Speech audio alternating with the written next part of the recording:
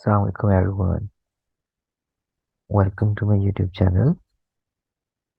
In today's video, we will solve IELTS listening module from Cambridge IELTS 10 book. So let's move on the test number 1. Now let me play the audio for this test. And we will follow all the instructions of this recording for our best practice. Okay, so best of luck.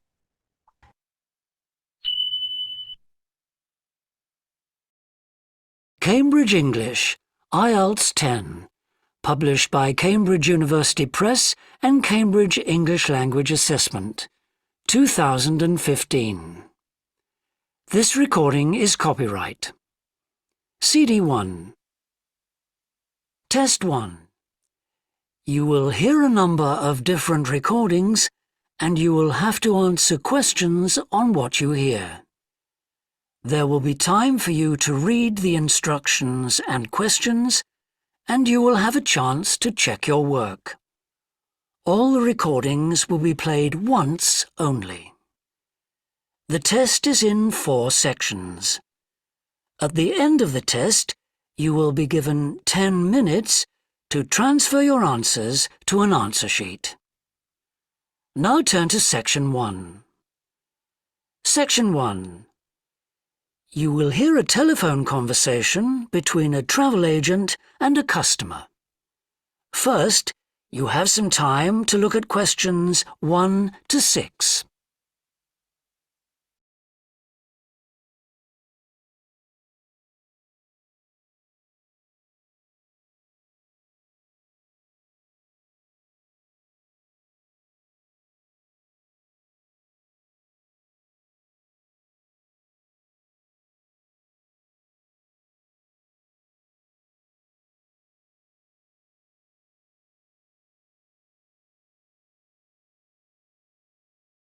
You will see that there is an example that has been done for you.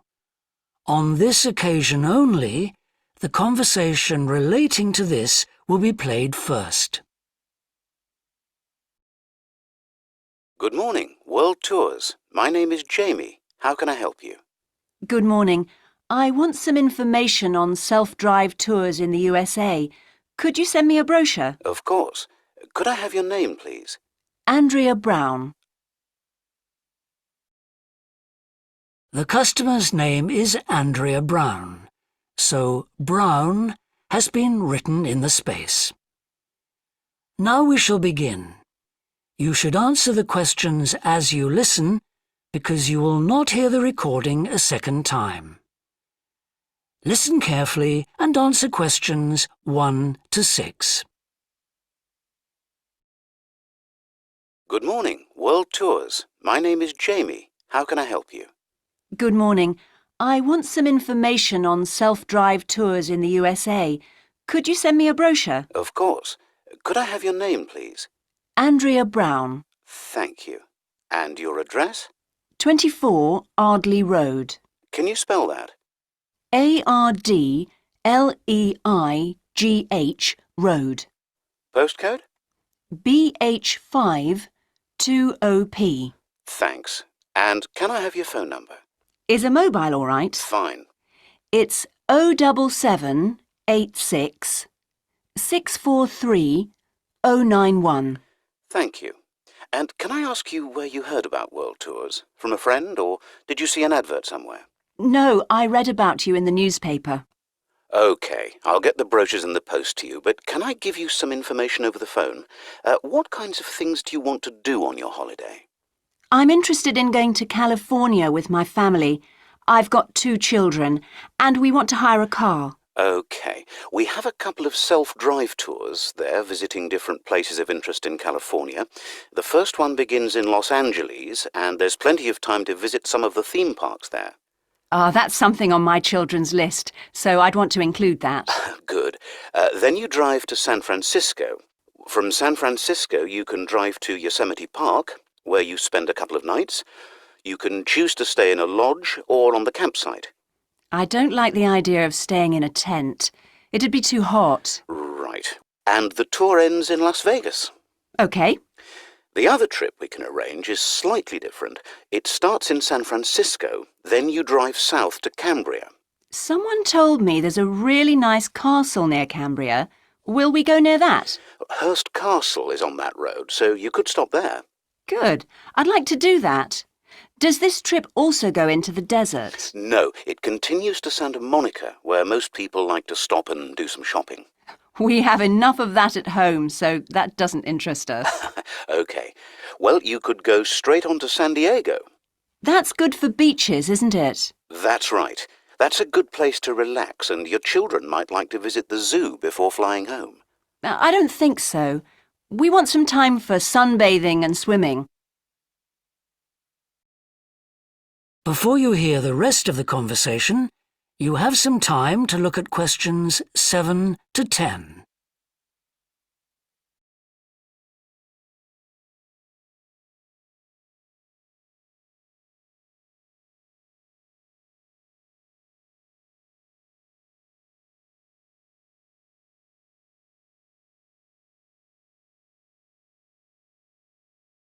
Now listen and answer questions 7 to 10.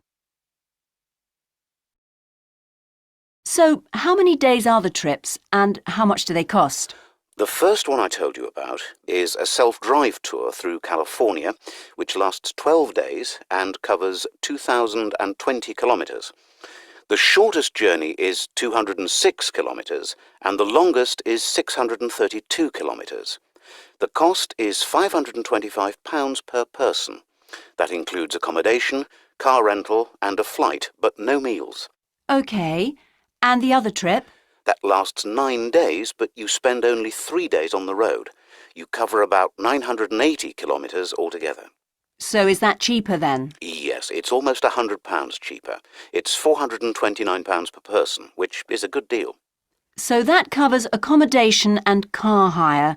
What about flights? They aren't included, but these hotels offer dinner in the price. OK. Well, thank you very much. I'll be in touch when I've had a chance to look at the brochure. I'm pleased to help. Goodbye. Goodbye. That is the end of section 1. You now have half a minute to check your answers.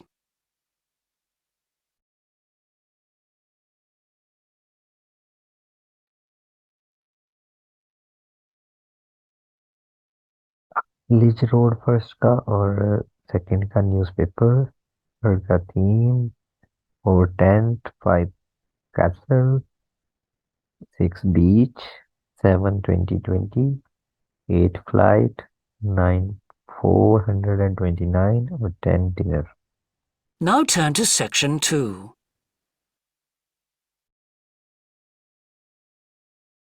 Section 2. You will hear a fitness manager of a leisure club talking to some new members. First, you have some time to look at questions 11 and 12.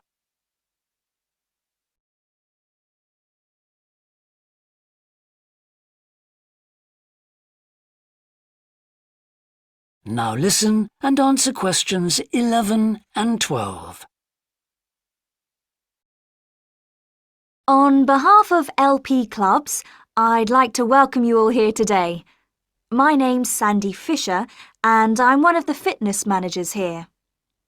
Before we start our tour of the club, I'll just run through some basic information about the facilities we have here, including recent improvements, and explain the types of membership available.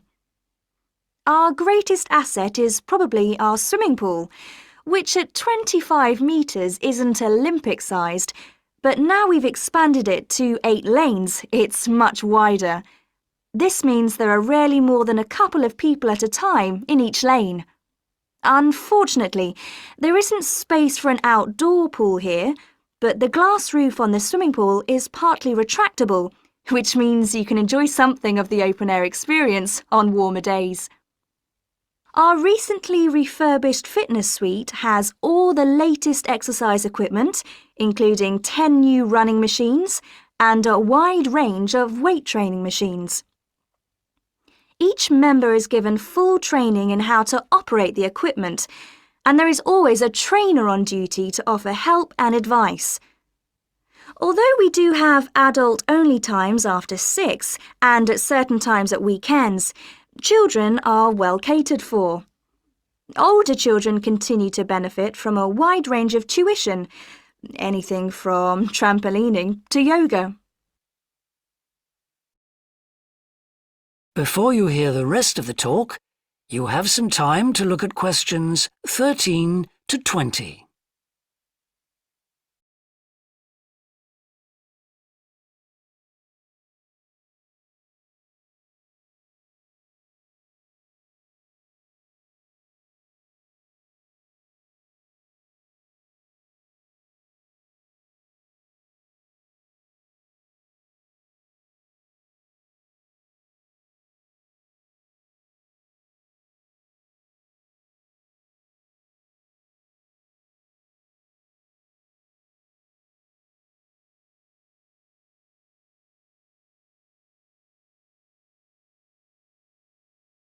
Now listen and answer questions 13 to 20. One thing all our members appreciate about us is that we take very good care of them. This starts on day 1 with your personal assessment. You are asked to fill in a questionnaire giving details of any health problems. One of our personal trainers will then go through this with you. The trainer will then take you through the safety rules for using the equipment in the fitness suite. During your next exercise session, a personal trainer will work with you to make sure you understand these. It's very important to do this because we really do want to avoid having any sports injuries. There's a lot more to looking after yourself than simply lifting weights. At the end of the personal assessment, the trainer will draw up a plan outlining what you should try to achieve within a 6-week period. This will then be reviewed at the end of the 6 weeks. Now, I'll just quickly run through the types of membership we have available. All members must pay a joining fee of £90 in addition to the rates for the monthly membership fees. Gold membership entitles you to free entry at all LP clubs. There are now LP clubs in all major cities and towns, so if you travel a lot, this will be a great advantage. Individual gold membership costs £50 a month, and joint membership for you and your partner will cost £75. Premium membership is for professional people whose work commitments make it difficult for them to use the club during the day. And so LP gives booking preferences to Premier members at peak times. This means you'll find it easier to book the sessions at times that suit you. Reciprocal arrangements with other LP clubs are available to Premier members. Premier membership is for individuals only, but you'll be sent passes for guests every month. The monthly fee is £65. You don't have to have any special clothes or equipment when you visit the club. We provide robes and hairdryers in the changing rooms, but it's very important to remember your photo card because you won't be able to get in without it. For people who aren't working during the day,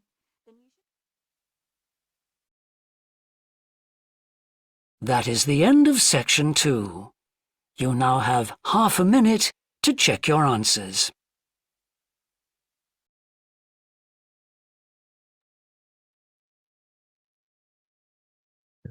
इसका A gym और C indoor pool. ठीक है 13 का health problem, safety rules, plans, joining, free entry, peak, gates, photo card. ठीक है, तो ये answers थे सेक्शन 2 के। Now turn to section 3.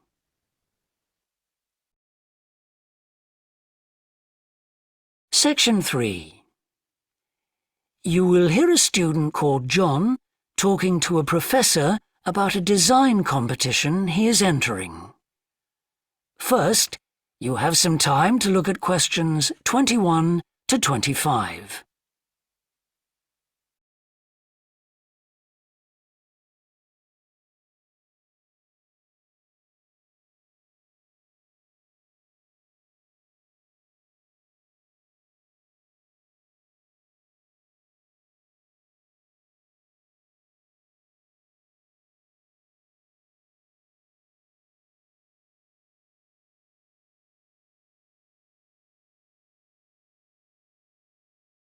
Now listen carefully and answer questions 21 to 25.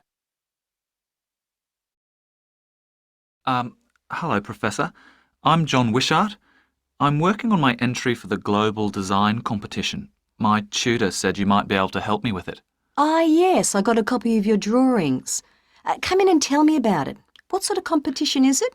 Well, it's an international design competition, and we have to come up with a new design for a typical domestic kitchen appliance. I see. And are there any special conditions? Does it have to save energy, for example? Actually, that was the focus in last year's competition.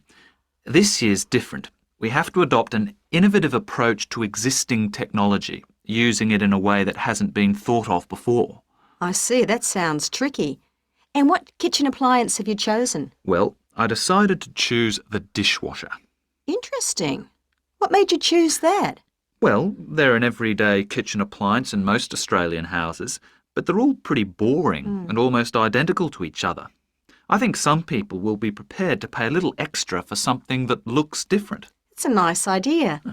I see you've called your design the rock pool. Why is that? Basically because it looks like the rock pools you find on a beach. The top is made of glass so that you can look down into it. And there's a stone at the bottom. Is that just for decoration? Actually, it does have a function. Instead of pushing a button, you turn the stone. So it's really just a novel way of starting the dishwasher. That's right. It's a really nice design, but what makes it innovative? Well, I decided to make a dishwasher that uses carbon dioxide. In place of water and detergent? How will you manage that? The idea is to pressurise the carbon dioxide so that it becomes a liquid. The fluid is then released into the dishwasher where it cleans the dishes all by itself. Sounds like a brilliant idea. Your system will totally do away with the need for strong detergents. So what happens once the dishes are clean? Well, to allow them to dry, the liquid carbon dioxide and the waste materials all go to an area called the holding chamber. That's where the liquid is depressurised and so it reverts to a gas. Then the oil and grease are separated out and sent to the waste system. It sounds like you've thought it all out very thoroughly. So what happens to the carbon dioxide once the process is complete? Not wasted, I hope. Actually, that's where the real savings are made. The carbon dioxide is sent back to the cylinder and can be used again and again. What a terrific idea. Do you think it will ever be built? Probably not, but that's okay. Well, I'm sure a lot of positive things will come out of your design. Before you hear the rest of the discussion, you have some time to look at questions 26 to 30.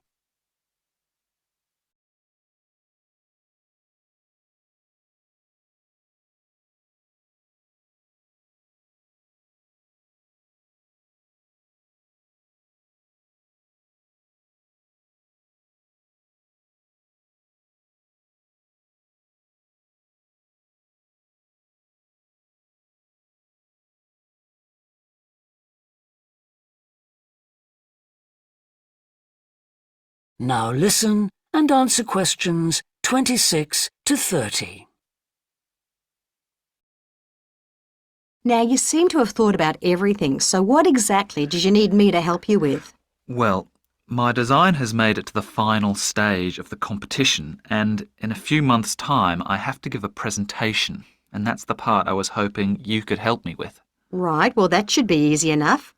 What have you managed to do so far? Well, I've got detailed drawings to show how it will work, and I've also written a 500-word paper on it. I see.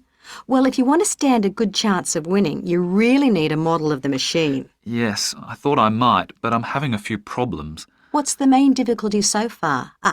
Let me guess. Is it the materials? Yes. I want it to look professional, but everything that's top quality is also very expensive. Look, projects like this are very important to us. They really help lift our profile. So why don't you talk to the university about a grant? Oh, I can help you fill out the application forms if you like. that would be great. You'd better show me this paper you've written as well. For a global competition such as this, you need to make sure the technical details you've given are accurate and thorough. Oh, that would be a great help. Is there anything else I can do? Well, I'm really nervous. That is the end of section 3. You now have half a minute to check your answers.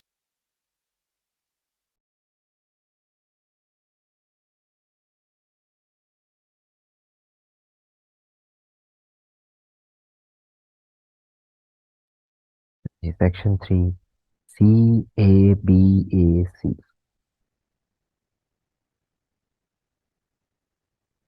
Our presentation, model, material, grant, technical. Now turn to section 4.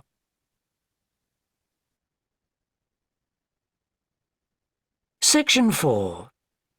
You will hear a university lecture about an endangered bear in British Columbia, Canada, known as the spirit bear.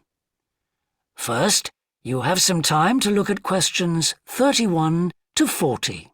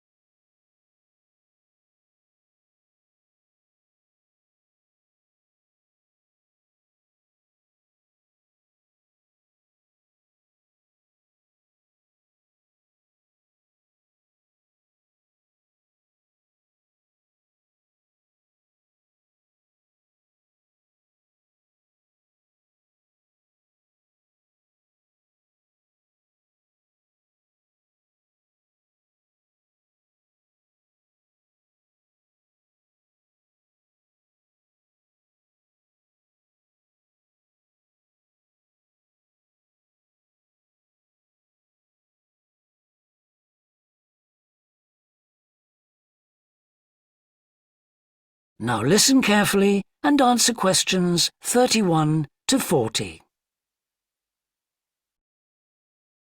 Today, we continue our series on ecology and conservation with a look at a particularly endangered member of the black bear family. 1 in 10 black bears is actually born with a white coat, which is the result of a special gene that surfaces in a few. Local people have named it the spirit bear, and according to the legends of these communities, its snowy fur brings with it a special power. Because of this, it has always been highly regarded by them, so much that they do not speak of seeing it to anyone else. It is their way of protecting it when strangers visit the area. The white bear's habitat is quite interesting. The bear's strong relationship with the old-growth rainforest is a complex one. The white bear relies on the huge, centuries-old trees in the forest in many ways. For example, the old-growth trees have extremely long roots that help prevent erosion of the soil along the banks of the many fish streams. Keeping these banks intact is important because these streams are home to salmon, which are the bear's main food source. In return, the bear's feeding habits nurture the forest. As the bears eat the salmon, they discard the skin and bones in great amounts on the forest floor, which provide vital nutrients. These produce lush vegetation that sustains thousands of other types of life forms, from birds to insects and more. Today, the spirit bear lives off the coast of the province of British Columbia on a few islands. There is great concern for their survival, since it is estimated that less than 200 of these white bears remain. The best way to protect them is to make every effort to preserve the delicate balance of their forest environment. In other words, their ecosystem.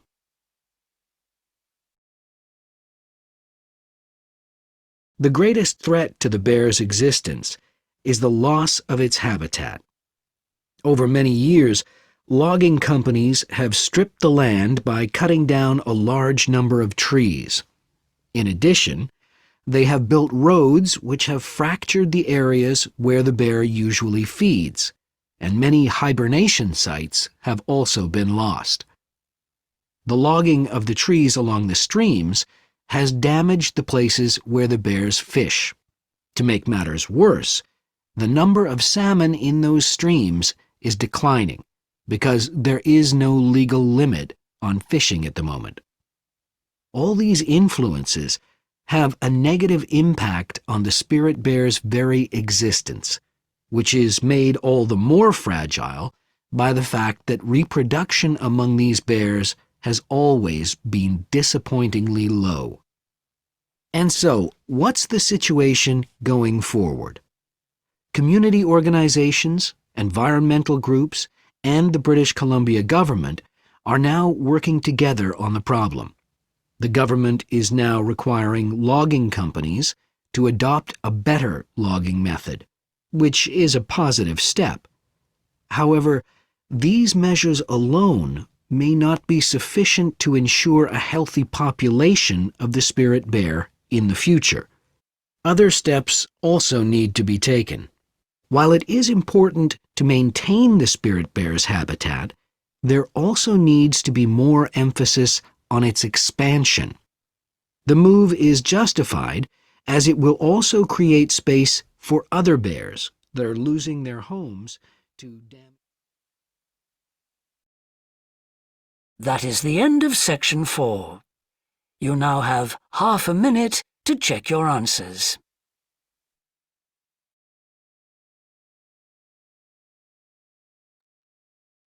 इसका है gene, इसका power, stranger, erosion, Iceland, roots, fishing,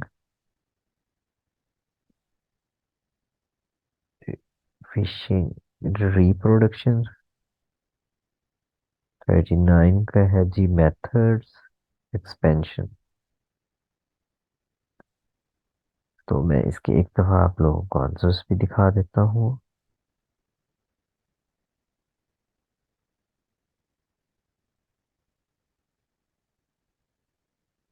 ठीक है जी, ये इसके answers हैं. आप इसको आंसर्स को देख सकते हैं. ठीक है, पॉज करके वीडियो. चलें जी, ठीक है. Let's meet in tomorrow video. Thank you everyone. अल्लाह हाफिज.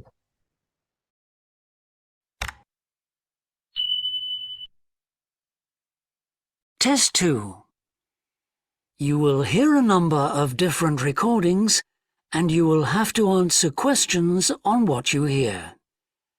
There will be time for you to read the instructions and questions, and you will have a chance to check your work. All the recordings will be played once only. The test is in 4 sections. At the end of the test, you will be given 10 minutes to transfer your answers to an answer sheet. Now turn to Section 1. Section 1. You will hear a man interviewing a woman in the street about her use of transport. First, you have some time to look at questions 1 to 5.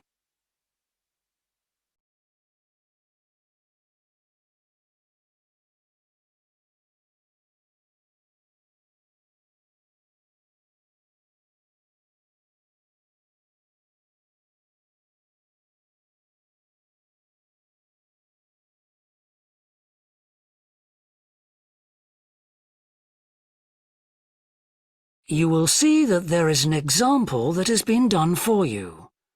On this occasion only, the conversation relating to this will be played first. Excuse me, Yes? I wonder if you could spare a few minutes to do a survey on transport. It won't take long. No, that's fine. Oh, lovely.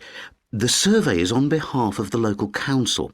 They'd like to know about what transport you use and any suggestions for improvement. Can I start by asking you how you travelled to town today? Sure, I came on the bus. The woman travelled to town by bus, so bus has been written in the space. Now we shall begin. You should answer the questions as you listen, because you will not hear the recording a second time. Listen carefully and answer questions 1 to 5. Excuse me, Yes? I wonder if you could spare a few minutes to do a survey on transport. It won't take long. No, that's fine. Oh, lovely. The survey is on behalf of the local council. They'd like to know about what transport you use and any suggestions for improvement.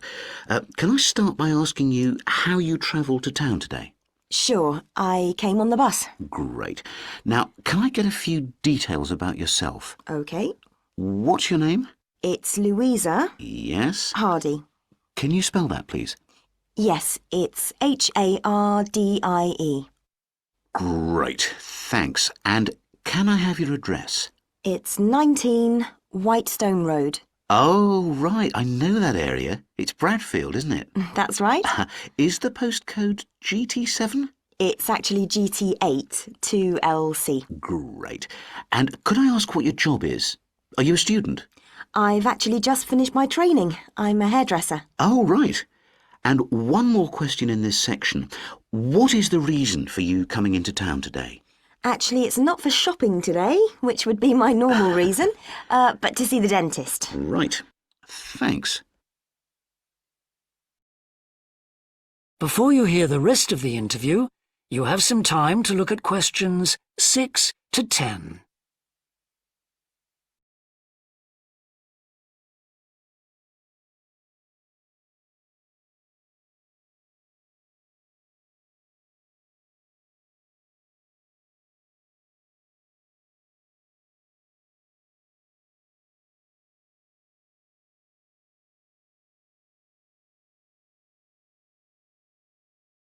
Now listen and answer questions 6 to 10.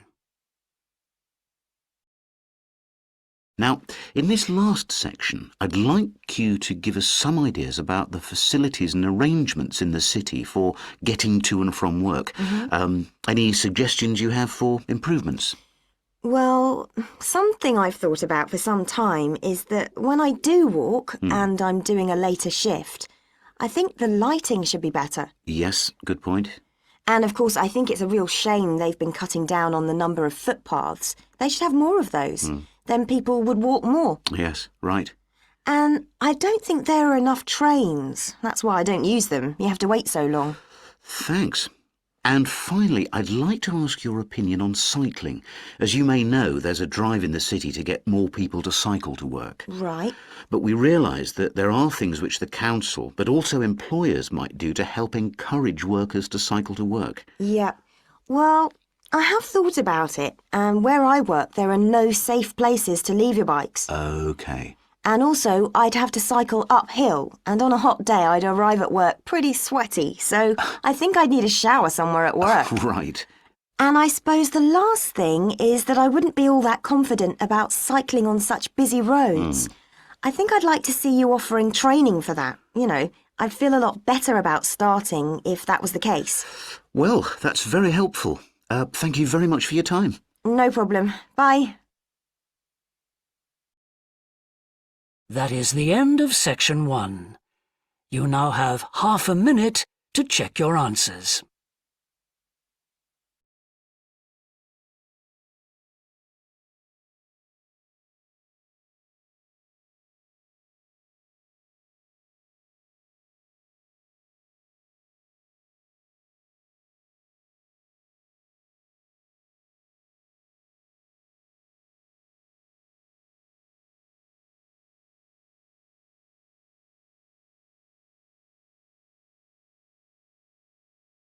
Now turn to section 2.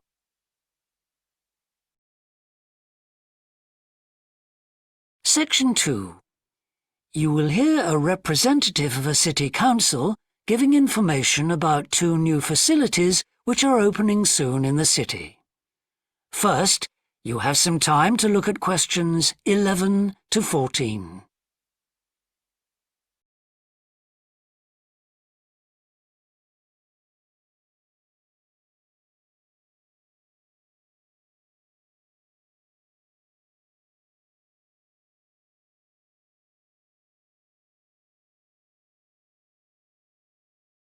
Now listen carefully and answer questions 11 to 14.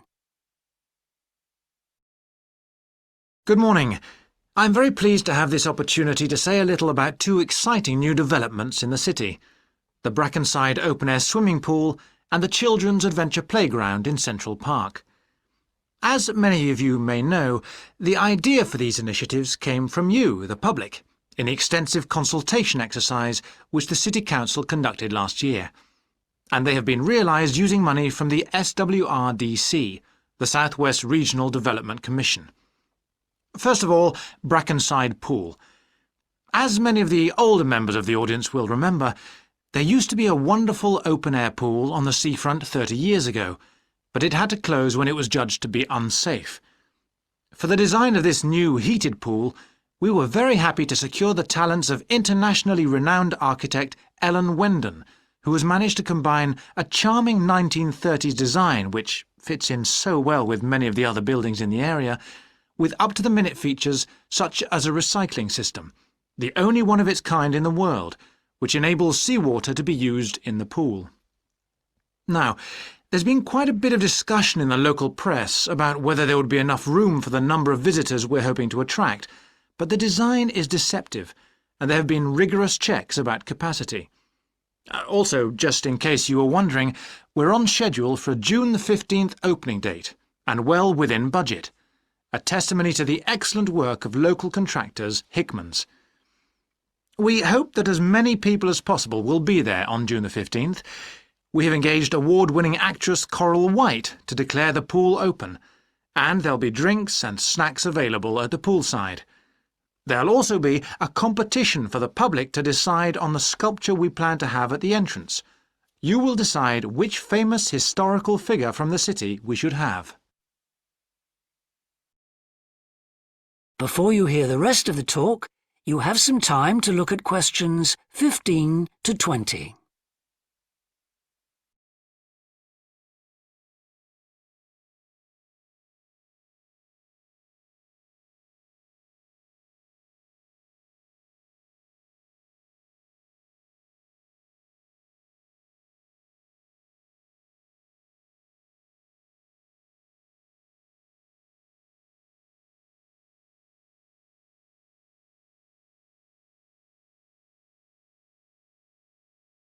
Now listen and answer questions 15 to 20.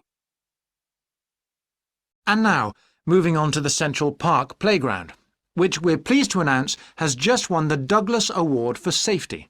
The news came through only last week.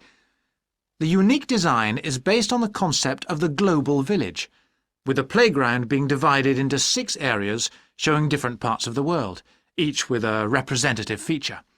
For example, there is a section on Asia, and this is represented by rides and equipment in the shape of snakes, orangutans, tigers and so on, fauna native to the forests of the region.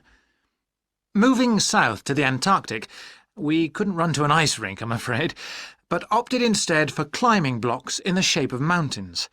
I thought they could have had slides for the glaciers, but the designers did want to avoid being too literal. Then on to South America. And here the theme is El Dorado, games replicating the search for mines full of precious stones. And then, moving up to North America, here there was considerable debate. I know the contribution of cinema and jazz was considered, but the designers finally opted for rockets and the International Space Station. Eastwards to Europe then, and perhaps the most traditional choice of all the areas, medieval castles and other fortifications. Then last but not least, moving south to Africa, and a whole set of wonderful mosaics and trails to represent the great rivers of this fascinating and varied continent. Now, the opening date for our global playground is the 10th of July, and again, we'd love to see you there. So, make a date and come and see this magnificent, original new amenity right in the heart of the city. That is the end of section 2. You now have half a minute to check your answers.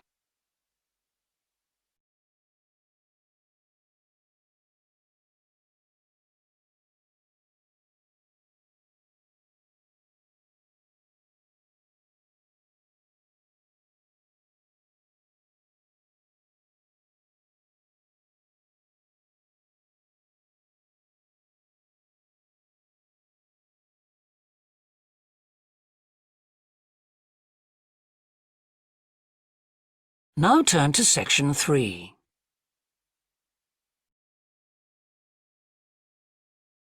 Section 3. You will hear two anthropology students called Victor and Olivia discussing their joint presentation about a Norwegian explorer called Thor Heyerdahl. First, you have some time to look at questions 21 to 24.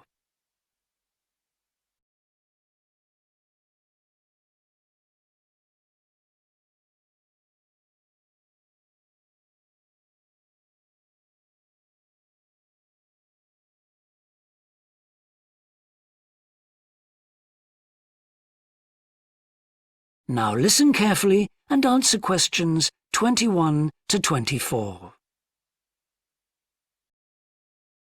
Right, well, for our presentation, shall I start with the early life of Thor Heyerdahl? Sure. Why don't you begin with describing the type of boy he was, especially his passion for collecting things? That's right.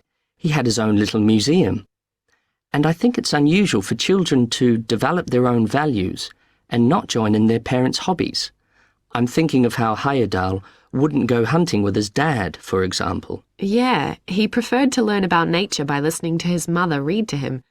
And quite early on, he knew he wanted to become an explorer when he grew up. That came from his camping trips he went on in Norway, I think. No, it was climbing that he spent his time on as a young man. Oh, right. After university, he married a classmate, and together they decided to experience living on a small island to find out how harsh weather conditions shaped people's lifestyles. As part of their preparation, before they left home, they learnt basic survival skills, like building a shelter.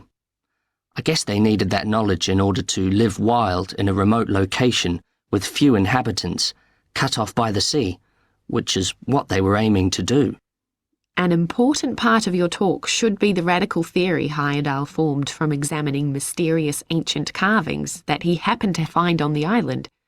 I think you should finish with that. Okay. Before you hear the rest of the discussion, you have some time to look at questions 25 to 30.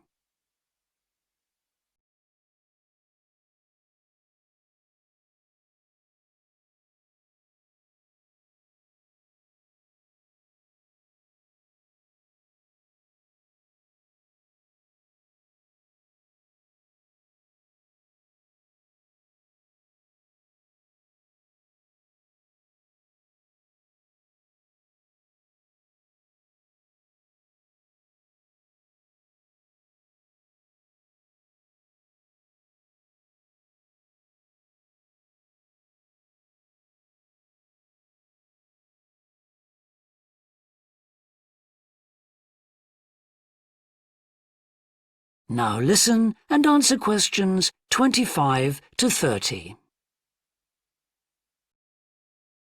All right, Victor, so after your part, I'll talk about Thor Heyerdahl's adult life, continuing from the theory he had about Polynesian migration. Up until that time, of course, academics had believed that humans first migrated to the islands in Polynesia from Asia in the west.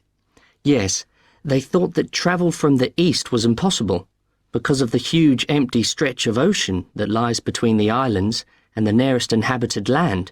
Yes, but Heyerdahl spent ages studying the cloud movements, ocean currents, and wind patterns to find if it was actually possible.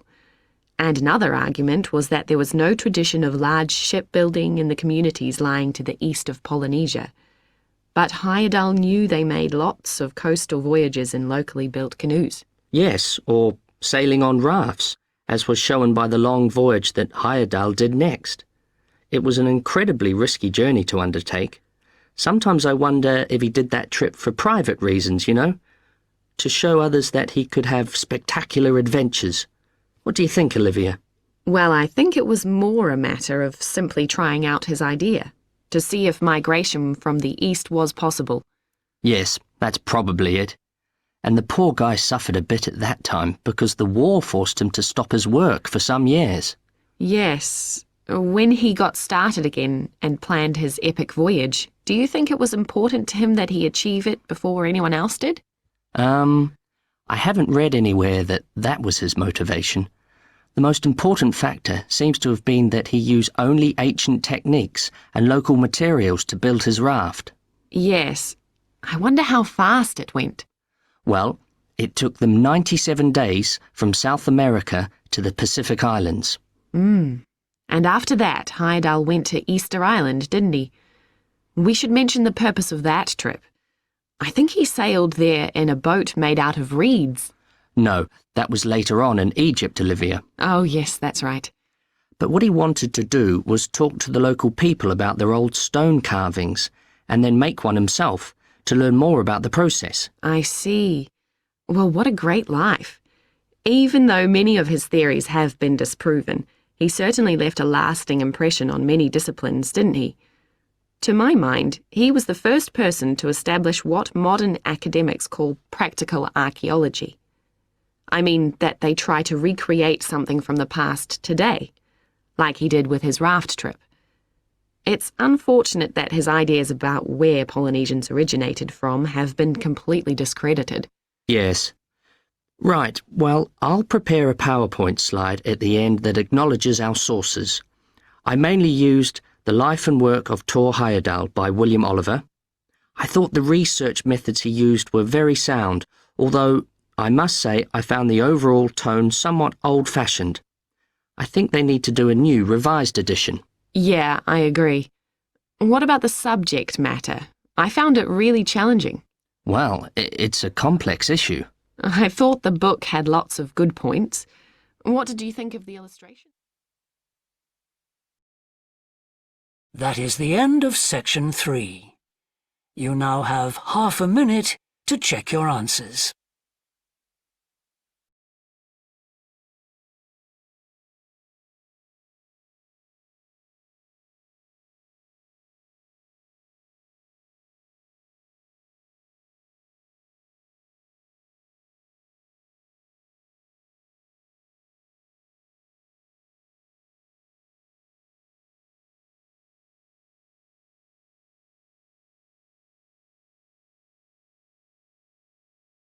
Now turn to section 4.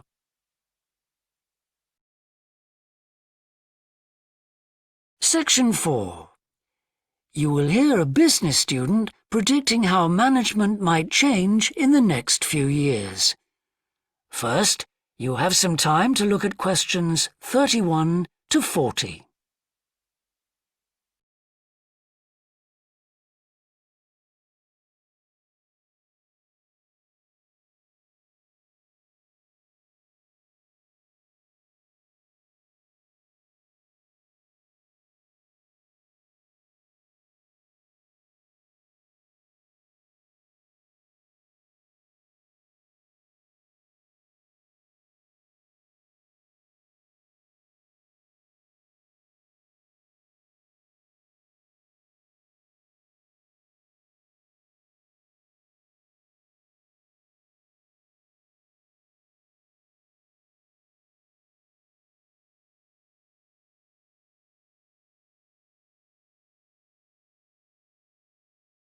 Now listen carefully and answer questions 31 to 40. Well, I've been talking to managers in a number of businesses and reading surveys about the future of management. And what I'm going to present in this seminar is a few ideas about how the activity is likely to change in the next 10 years. It isn't a scientific statistical analysis, just some ideas for us to discuss.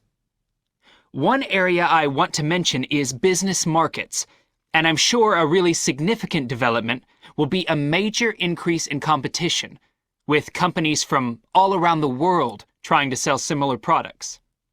Consumers will have much more choice. For instance, food products sold in Australia might be manufactured in the USA, China, Finland, and dozens of other countries. At the same time, mergers and takeovers mean that governments are actually losing power to major global corporations. We can probably all think of companies that exert a great deal of influence, which may be good for consumers. A third point I want to make about markets is that in the rapidly expanding economies, such as India, China, Brazil, and Russia, demand is growing very fast. This is putting pressure on resources all over the world. I think businesses are becoming more open to external influences.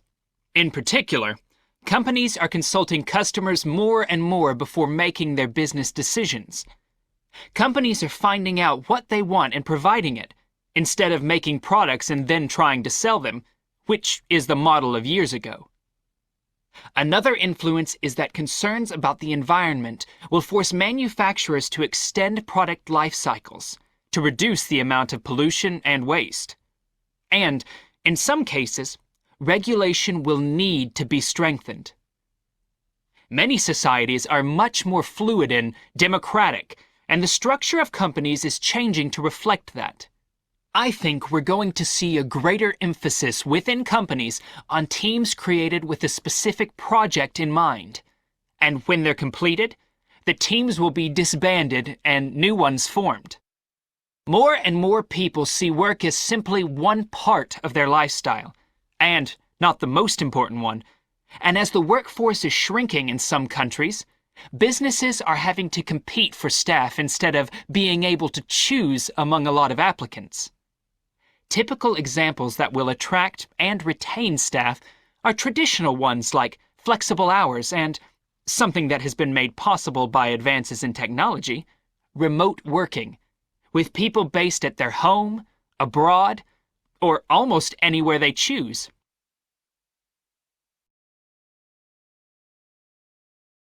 Management styles will almost certainly continue to change. Senior managers will require a lot more than the efficiency that they've always needed. Above all, they'll need great skills in leadership, so that their organization can initiate and respond to change in a fast-moving world where they face lots of competing requirements and potential conflicts. In most of the world, the senior managers of large businesses are mainly men in their 50s and 60s. The predominant style of management will almost certainly become more consultative and collaborative, caused, above all, by more women moving into senior management positions. Many of the changes are influenced by developments in the wider economy. The traditional emphasis of business was manufacturing, and of course the service sector is very important. But we shouldn't overlook the growing financial contribution of IP, that is, intellectual property. Some books and films generate enormous sums from the sale of related DVDs, music, games, clothes, and so on. Another point I'd like to make is that although I've been talking about companies, one trend that they have to face is the move away from people working for the same employer for years.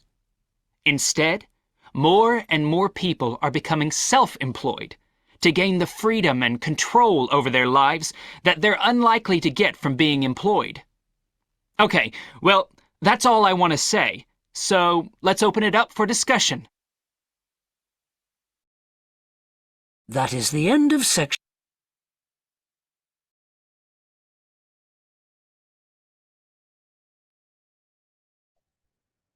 हमारे 40 questions complete हो गए हैं. Let's look at the answers. Let me find the answers of test 2. So, here are the answers of section 3. B, C, 23 and 24. B, E, 25. A, C, C, A, B, A. Okay. And here is the answers of section 4. Competition, global demand, customers, regulation, project, flexible, leadership, women, self-employed.